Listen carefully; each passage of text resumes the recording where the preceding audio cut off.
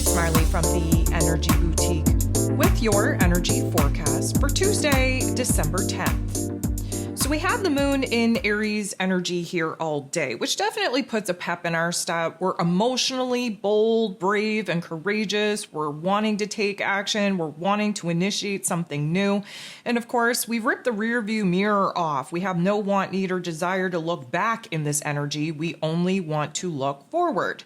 So of course, the sun still in Sagittarius energy, a fire sign. The moon in Aries energy, a fire sign. There's a lot of zippiness. There's a lot of edginess. There's a lot of borderline aggression, if you will. And again, a lot of it is stemming out of excitement, passion, desire. And again, the line between passion and aggression is very thin sometimes. So we definitely have to watch out for that.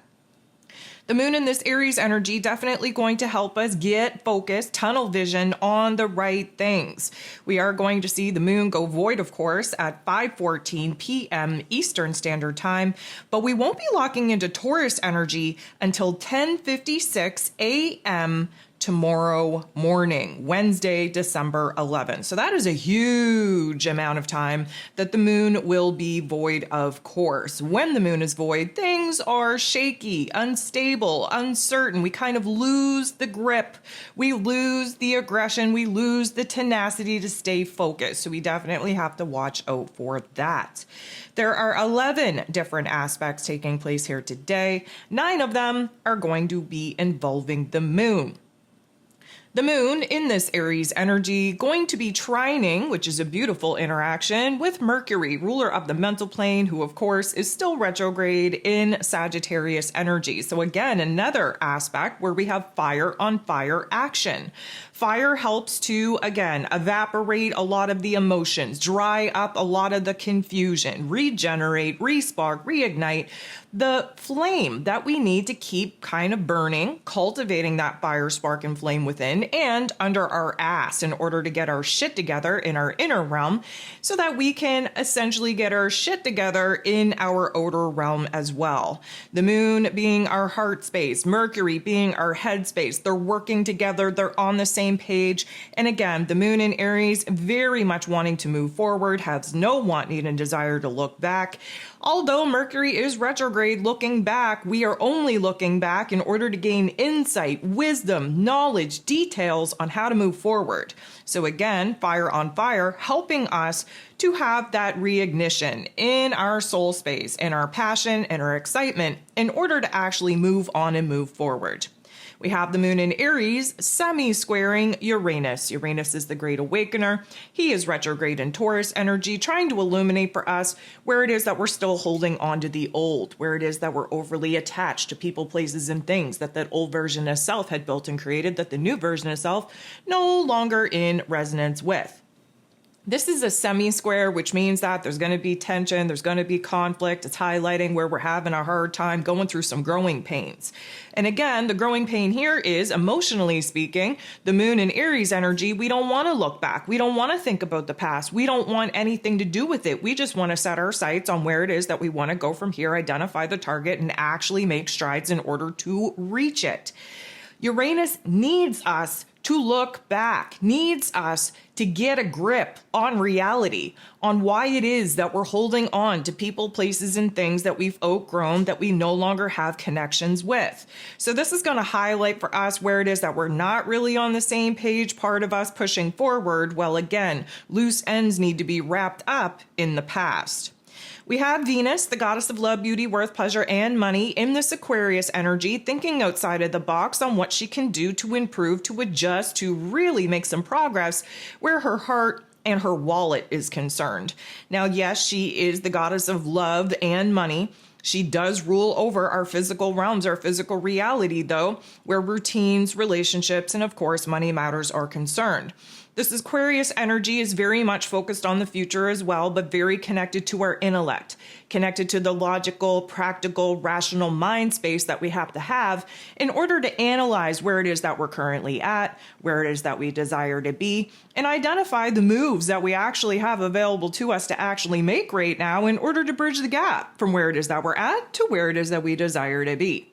Venus is going to be sextiling, which is a beautiful interaction with the North Node in Aries energy. And again, that North Node trying to get us on the right path, trying to get us to move forward, trying to get us in alignment with our soul's mission, with our soul's purpose, with our soul's potential.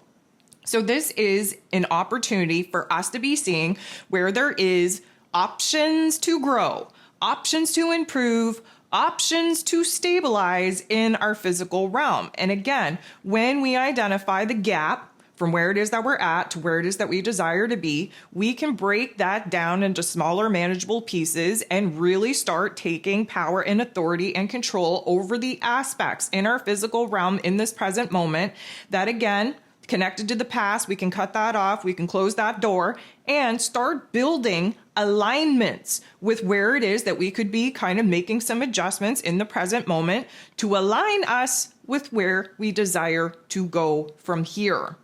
The moon is then going to make a positive interaction with Pluto. Pluto's the great transformer. He is in Aquarius energy as well, very futuristically focused, looking for improvements, for progression, for out-of-the-box solutions. We're definitely looking to level up our awareness, level up our consciousness. This is going to be an intense energy because this is what happens with Mr. Pluto.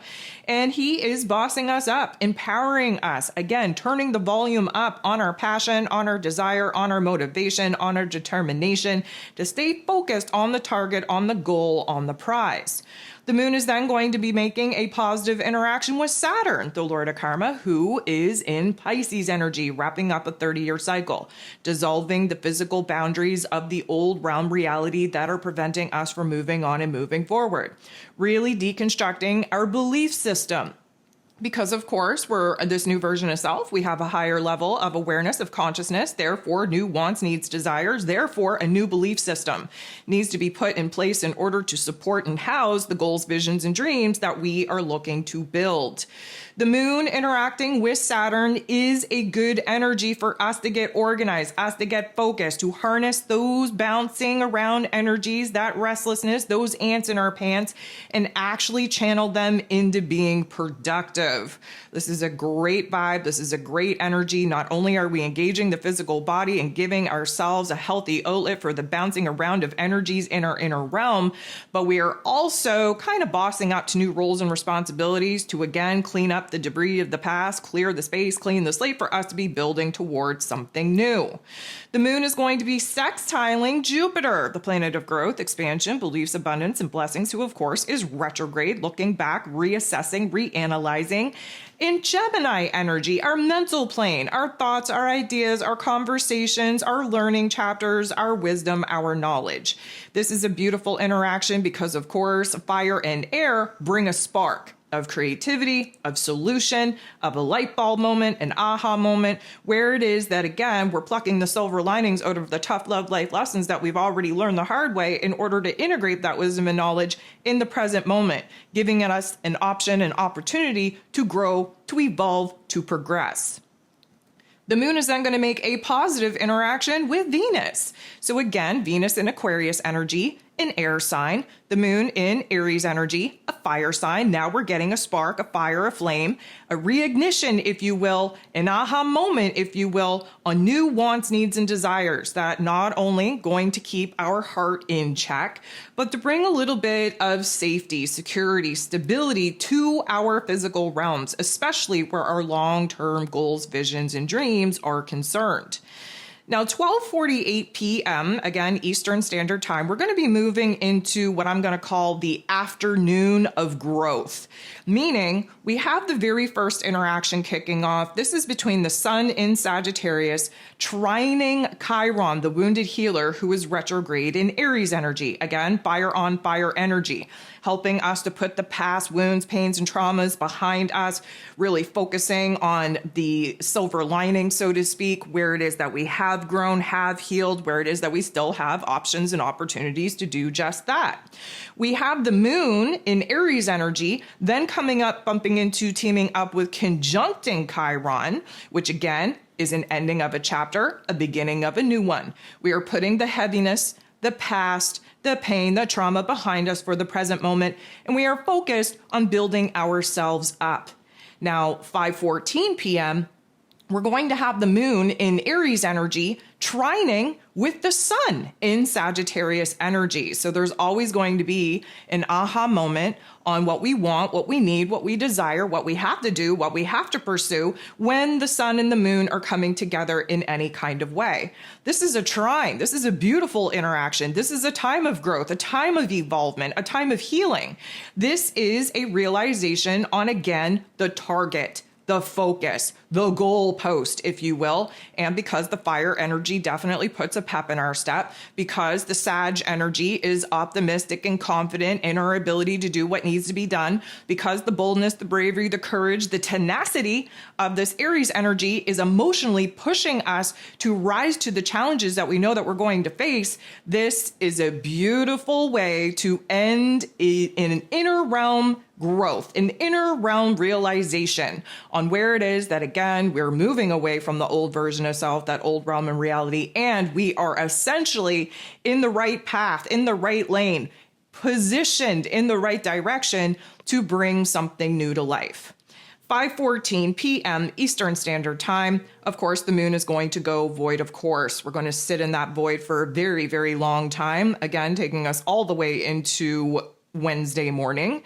But we do have one aspect being made with the moon, void of course, and the moon is going to be making an awkward, semi-harsh interaction with Mercury. So we started the day off really, really well between the moon and Mercury. Our heart space, our head space, we're on the same page. Now, because the moon is void, we're second guessing. We are, I'm going to say, leaning more into the frustration than anything else. Earlier on the day, we kind of had this, excitement building, or this motivation, this determination building.